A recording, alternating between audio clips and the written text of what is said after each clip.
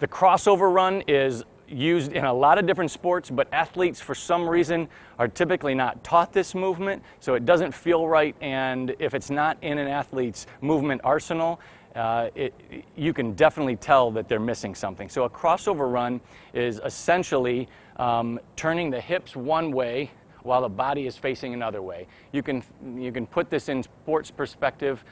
Think of possibly a receiver in football who's running one way and they have to be looking the opposite direction.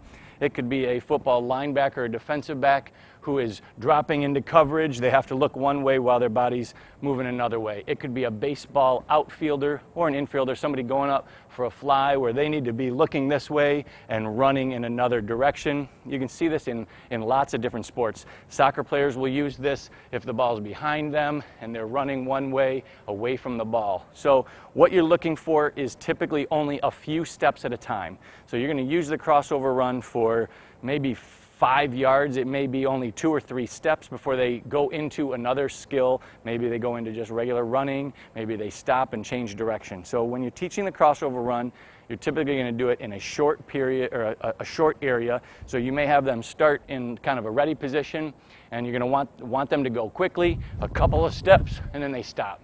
And maybe they come a couple of steps back and then they stop. So you're going to want to generally teach the crossover run as a skill that is done as a kind of a transition movement. You may also have them looking at you one way.